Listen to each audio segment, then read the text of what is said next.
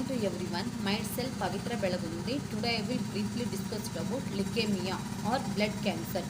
Leukemia or blood cancer that characterized by the abnormally increase in immature WBCS is called leukemia.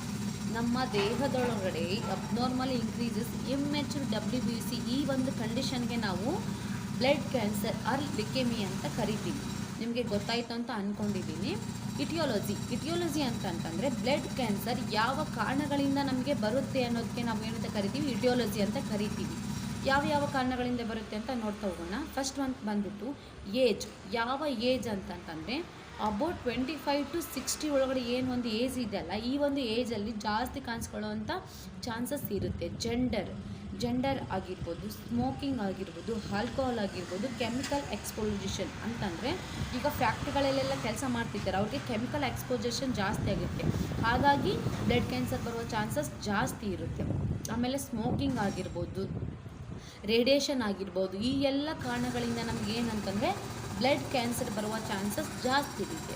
Clinical manifestation ಅಂತಂದರೆ ನಮಗೆ blood cancer ಆಗಿದ್ರೆ ಯಾವ ಲಕ್ಷಣಗಳು ನಮ್ಮಲ್ಲಿ ಕಂಡುಬರುತ್ತೆ ಅಂತಂದರೆ ನೈಟ್ ಸ್ವೆಟ್ ಆಗೋದು, ಅನರೋಗ್ಜಿಯಾ, ಲಾಸ್ ಆಫ್ ಎಪಟೈಟ್, ಫೆಟಿಗು, ಆಮೇಲೆ ಇನ್ಸೋಮಿಯಾ ಆಗಿರ್ಬೋದು, ಹೈಪರ್ಥರ್ಮಿಯಾ ಆಗಿರ್ಬೋದು, ಆಮೇಲೆ ಟೈರ್ಡ್ನೆಸ್ ಆಗಿರ್ಬೋದು, ವೀಕ್ನೆಸ್ ಆಗಿರ್ಬೋದು, ಈ ಎಲ್ಲ ಲಕ್ಷಣಗಳು ಕಂಡು ಬಂದರೆ ನಾವು ಏನಂತ ಕನ್ಸಿಡರ್ ಮಾಡ್ಬೋದು, ಲಿಕೆಮಿಯಾ ಆರ್ ಬ್ಲಡ್ ಕ್ಯಾನ್ಸರ್ ಅಂತ ಕಂಡು ಬರ್ಬೋದು, ನಾವು ಐಡೆಂಟಿಫೈ ಮಾಡ್ಬೋದು.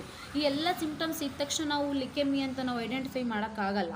ಅಂತಂದರೆ ಯಾವ ಥರ ಐಡೆಂಟಿಫೈ ಮಾಡ್ತೀವಿ ನಾವು ಅಂತಂತಂದರೆ ಡಯಾಗ್ನೋಸ್ಟಿಕ್ ಇವ್ಯಾಲ್ಯೂಯೇಷನ್ ಮಾಡಿಸ್ತೀವಿ. ಡಯಾಗ್ನೋಸ್ಟಿಕ್ ಇವ್ಯಾಲ್ಯೂಯೇಷನ್ ಮಾಡಿದಾಗ ನಮಗೆ ಗೊತ್ತಾಗುತ್ತೆ ಇದು ಲಿಕೆಮಿಯಾ ಹೌದು ಅಲ್ವ. ಸಿಂಪ್ಟಮ್ಸ್ ನೋಡಿ ನಾವು ಯಾವುದೇ ಡಯಾಗ್ನೋಸಿಸ್ನ ಐಡೆಂಟಿಫೈ ಮಾಡೋಕ್ಕಾಗಲ್ಲ. ಇದು ಲಿಕೆಮಿಯಾದಲ್ಲಿ 2 ಟೈಪ್ಸ್ ಇದೆ. ಒಂದು ಅಕ್ಯೂಟ್ ಲಿಂಪ್ಯಾಟಿಕ್ ಲಿಕೆಮಿಯಾ ಮತ್ತು ಕ್ರೋನಿಕ್ ಲಿಂಪ್ಯಾಟಿಕ್ ಲಿಕೆಮಿಯಾ. ಅಕ್ಯೂಟ್ ಲಿಂಪ್ಯಾಟಿಕ್ ಲಿಕೆಮಿಯಾ ಅಂತಂತಂದರೆ immature WBC in the bone ಮ್ಯಾರೋಲ್ಲಿ ಇಮ್ಮೆಚೂರ್ WBCS ಇರ್ತದೆ.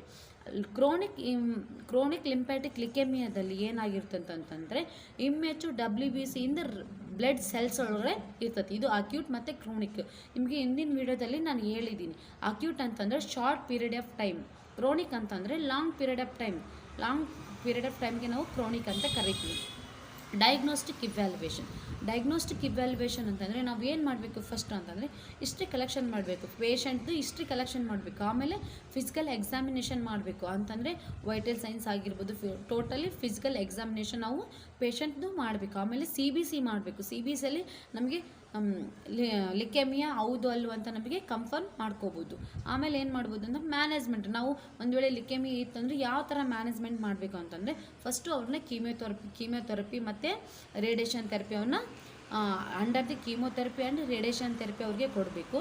ಆಮೇಲೆ ನರ್ಸಿಂಗ್ ಕೇರ್ ಕೊಡಬೇಕು. ಅಂತಂದರೆ provide the comfortable bed and position ಕೊಡಬೇಕು. ಆಮೇಲೆ ವೈಟಲ್ ಚೆಕ್ ಮಾಡಬೇಕು ಅವರಿಗೆ. ಆಮೇಲೆ ಟು ಪ್ರೊವೈಡ್ ದಿ ಮೆಡಿಸಿನ್ ಕೊಡಬೇಕು, ಹೌದಾ. To provide the nutritious food ಕೊಡಬೇಕು ಅವ್ರಿಗೆ. ಇವೆಲ್ಲ ಕೊಡೋದಕ್ಕೆ ನಾವು ನರ್ಸಿಂಗ್ ಇಂಟರ್ವೆನ್ಷನ್ ಅಂತ ನಾವು ಕರಿತೀವಿ. ಈ ವಿಡಿಯೋ ನಿಮಗೆ ಇಷ್ಟ ಆಗಿದ್ದರೆ ಶೇರ್ ಮಾಡಿ, ಲೈಕ್ ಮಾಡಿ ಮತ್ತು ಸಬ್ಸ್ಕ್ರೈಬ್ ಮಾಡಿ. Thank you so much.